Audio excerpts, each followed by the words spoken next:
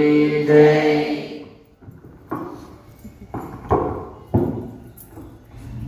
ओम श्री गुरुभ्यो नमः। हरि ओम। శ్రీ సాయినాథ స్వామి వ్రతకథ ప్రారంభమవుతుంది. అందరూ సాయినాథ నామస్మరణ చేస్తూ ఉండండి.